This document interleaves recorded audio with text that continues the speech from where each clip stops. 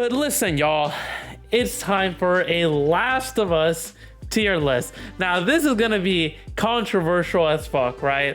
And let me tell y'all why. Because y'all know, wonder where Mel is gonna land. I got no clue. Y'all already know that I love part 2. And I disagree with a lot of the common arguments made by people when it comes to part 2 and their characters. So this is going to be a very controversial tier list because I actually really like the part 2 story. I love most of the characters. So let's start off with the most controversial character, Abby. Now we all know Abby is controversial as fuck, right? Some people love her, some people hate her, some people think she's trans.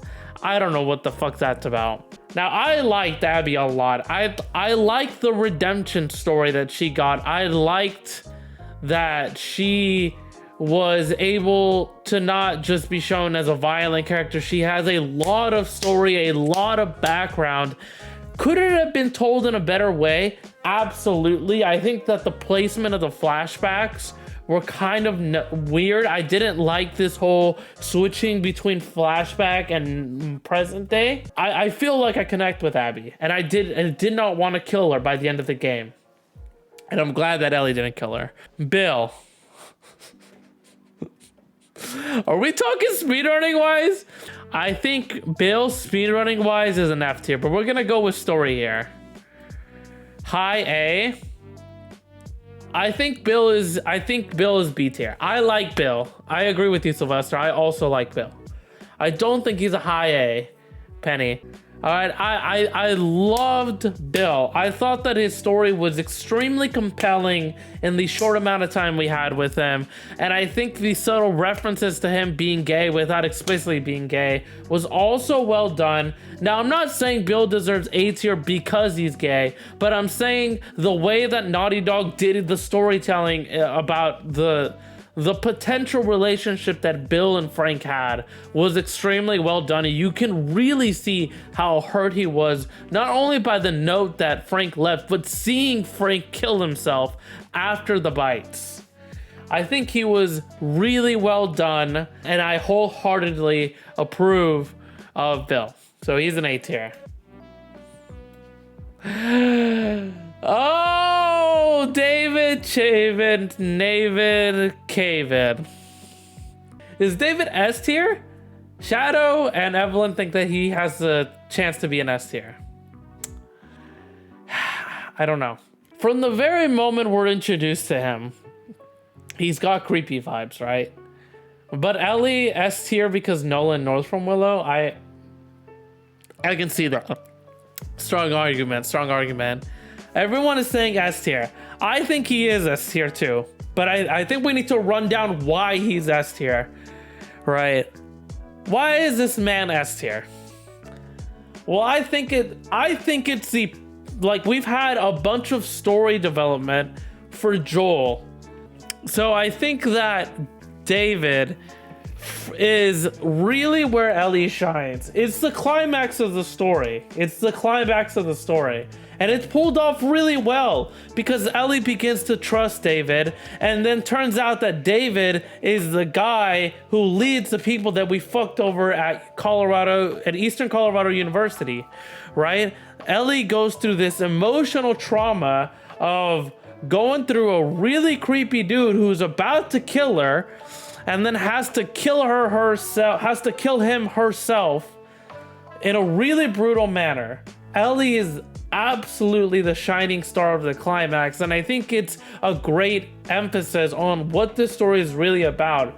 Like, it's not just Joel growing to like Ellie, it's Ellie having to mature into a world outside of the quarantine zone and understanding what Joel had to go through in his years as a hunter when he wasn't, in the Boston quarantine zone. So I think David is S tier. I agree. Dina, I think Dina's a C tier. I don't think she's D tier. I think Dina was absolutely underutilized. I liked Dina. I liked her cringe jokes. I thought she had a good relationship. I think Dina had potential, and that's why she can't be a D.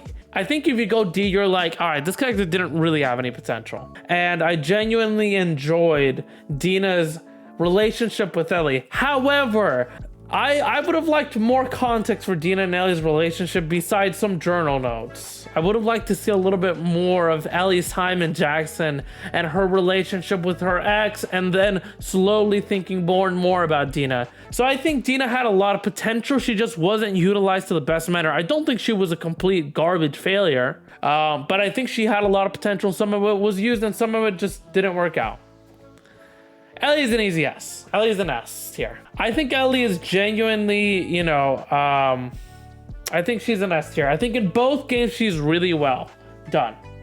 I think in part one, I don't think we need to go over that too much. We all understand that Ellie was an absolutely amazing character, extremely well done.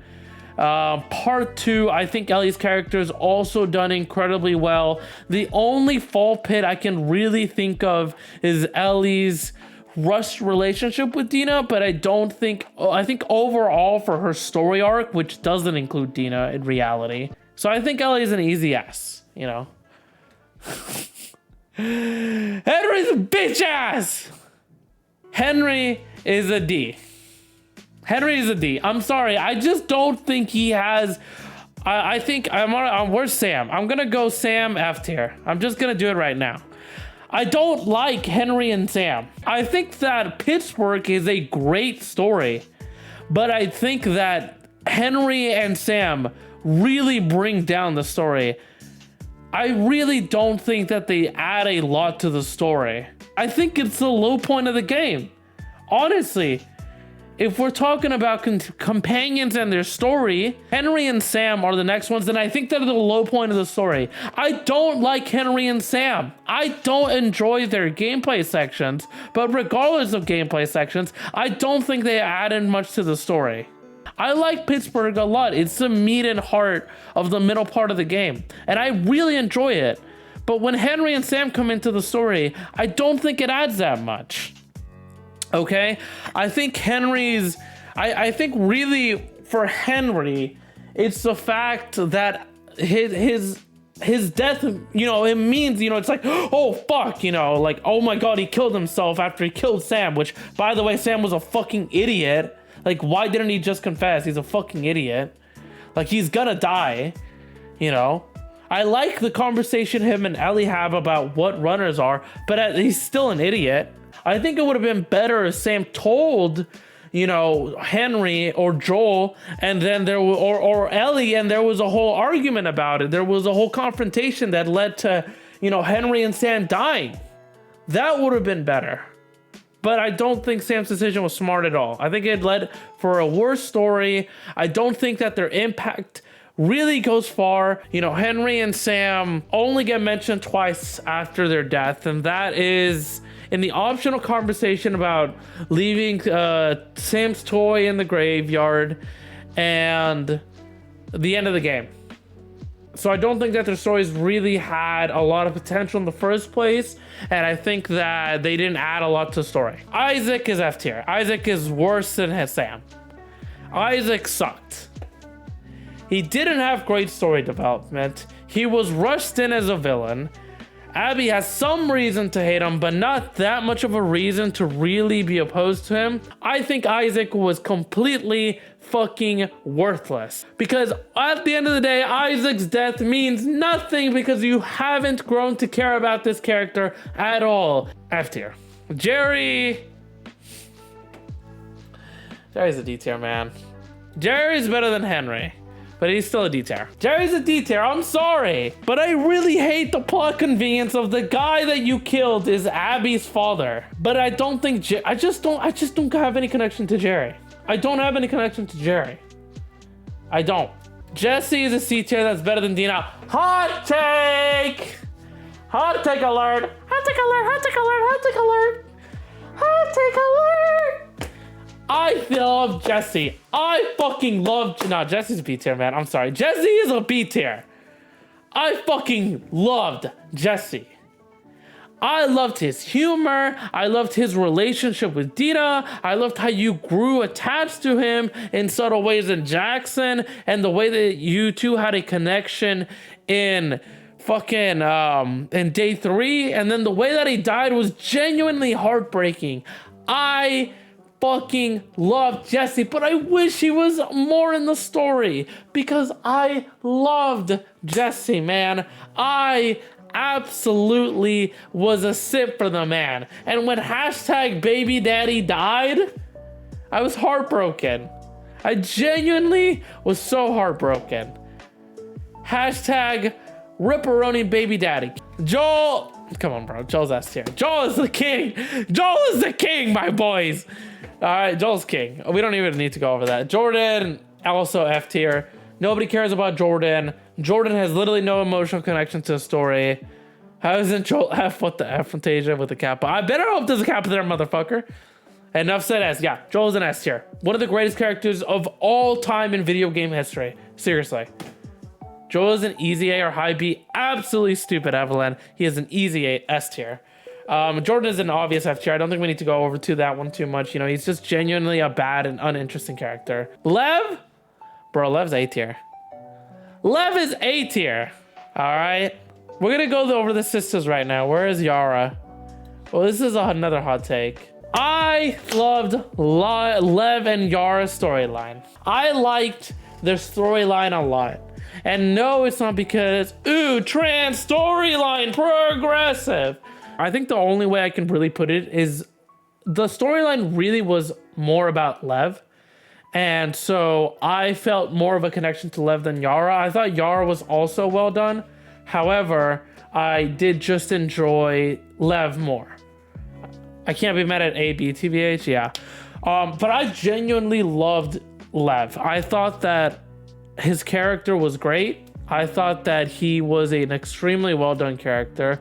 I just feel like this is something that would genuinely happen in the Last of Us world. I would feel like a religious group would come up and not only be extremely opposed to trans people, but have this sort of like very old world and new world stuff, right? Like we can't touch old world shit, as Lev said to Abby in day 2. You know, I really think that Lev's story is something that would absolutely happen. But I genuinely think that he has a really good storyline. Specifically, if I had to get to specifics, I think the cutscene where he's holding his mom in his hands is super like, and then the story of like how he pushed her because she didn't, you know, was pissed at him for running away, for shaving his head, for embracing who he is. It's like such a good story, man. Manny, bro, Manny is a high D tier. Manny's a high D tier. Manny didn't have potential. I don't think that I don't think he's F. I don't think he's F because I liked his character. Again, he was a character who I liked, but he was done in a much worse way. He was done in a much less compelling way than Jesse. So I don't think he deserves C or B tier. I think he deserves D tier. However, I did enjoy some of his character. So I'm gonna put him at a D. Maria, C tier. You know, I think she really is just an average character. She's not a bad character. And I think the part 1 story development helped a little bit. And some of her stuff in part 2 was good. But she's just an average character. You know, really just middle of the line. Marlene, my girl's an S tier. Marlene's S tier. Marlene is an S tier. I think Marlene is a great character. I thought that she genuinely believed in her hope for the Fireflies. Yes, sir, Taja clapping. Yes, sir. I love Marlene. Marlene is an underrated character. Shadow, yes sir. Get that clapping shit going. Clap some cheeks while you're at it. You know what I'm saying? Marlene is an amazing character, and I think that the way that her storyline was written, the character progression that you see throughout her story is fantastic. And the way of the final confrontation between Joel and Marlene and how Joel has to kill Marlene to save Ellie is such a fucking amazing moment. I love Marlene. Mel, after, love was fucking tier. Fuck Mel, I hate that bitch. I hate her. She's ruined Aloy for me. Mel sucks. I don't like her character. She sucks. Mel can go to fucking hell. Mel, I'm sorry, actress, if you're watching this, it's not your fault. Your acting was actually pretty good, but it's your fucking story that was written in the worst manner possible. Her death has no impact. No, just fuck Mel, all right? No, we're not going over that. Nora, low C tier, honestly. I thought that Nora had potential, and I thought that what Ellie had to do to Nora was a big moment for the character, for Ellie. So I think Nora is a C tier. I think she's just average. You know, she's a low average.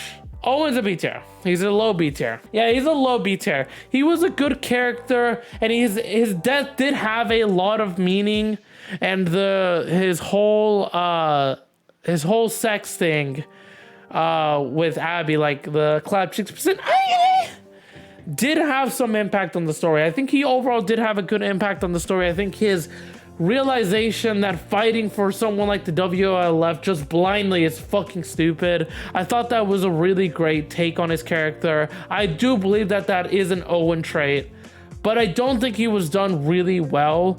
Like good enough, like he wasn't done on Lev or Bill level. So I think he's a low B tier. Riley is a high B tier. No, Riley is A tier. Riley is A tier. No, Shadow, you've never played Left Behind, bro? Come on. Riley is a freaking A tier, man. I really loved Riley, and Riley had a fuck ton of implications for the main Last of Us story. I genuinely grew to love the character. Sarah...